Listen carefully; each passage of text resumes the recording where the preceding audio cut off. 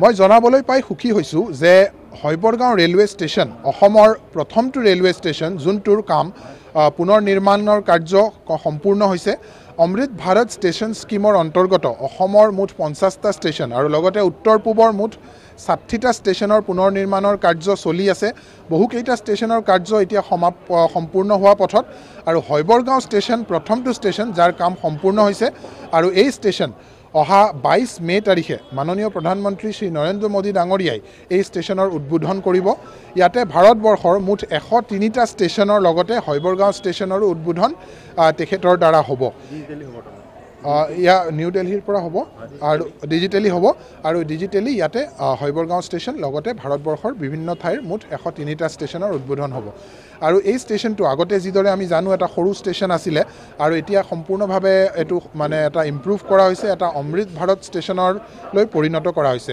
ইয়াত আমি দেখিবলৈ পাইছোঁ কি ধৰণে এটা ধৰক ডেডিকেটেড এণ্ট্ৰি এক্সিটৰ পাথ বনোৱা হৈছে, পাৰ্কিং এৰিয়া বনোৱা হৈছে, এটা গ্ৰেণ্ড এণ্ট্ৰি পৰ্টছ বনোৱা হৈছে, লগতে অসমৰ যি সংস্কৃতি সেই সংস্কৃতিৰ লগত খাপ খোৱাকৈ বিভিন্ন ধৰণৰ কালচাৰেল মটিভ লগোৱা হৈছে।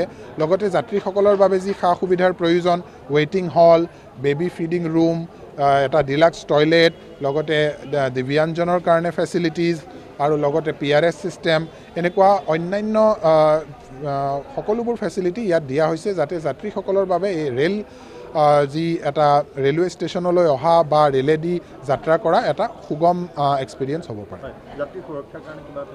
ইয়াতে যাত্ৰী সুৰক্ষাৰ বাবেও বিশেষ ধ্যান দিয়া হৈছে। ইয়াতে আপুনি দেখিবলৈ পাব ইয়াতে আমাৰ এটা যোনটো CCTV কণ্ট্ৰল ৰুম সেয়া লগোৱা হৈছে। যি ধৰণে আমাৰ গুৱাহাটী ষ্টেচনত কৰা হৈছিলে সেই ধৰণেই সেই নতুন ধৰণৰ এডভান্স কেমেৰা ছিষ্টেম ইয়াতো লগোৱা হৈছে, যি আপোনাৰ ফেচিয়েল ৰেকগনিশ্যন ছিষ্টেম AI বেছড যি ছিষ্টেম সেই সকলোখিনি ইয়াত লগোৱা হৈছে যাতে যাত্ৰীৰ সুৰক্ষাটো মানে যি প্ৰয়োজন মতে ধ্যান দিয়া যায়।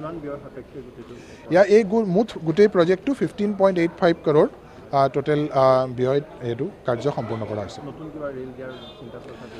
এতিয়া আগলৈ নিশ্চয় হ'ব, কিন্তু বৰ্তমান এই প্ৰজেক্টটোৰ এতিয়া বৰ্তমান ইনাগুৰেশ্যন হ'ব, পিছলৈ আৰু দেখা যাব নতুন ৰেল আৰু নতুন ধৰণৰ কি ফেচিলিটি। এতিয়াও আমাৰ কথা চলি আছে, বিভিন্ন আমাৰ যি বিশিষ্ট ব্যক্তি আছে তেওঁলোকক আমি ইনভিটেশ্যন দি আছোঁ। ইয়াতে মাননীয় ৰাজ্যপাল তেখেতৰ সৈতেও আমাৰ কথা চলি আছে। গতিকে নিশ্চয় মানে অসমৰ বিশিষ্ট যি আমাৰ ব্যক্তিসকল আছে তেখেতসকলৰ উপস্থিতি আমি আশা কৰিছোঁ।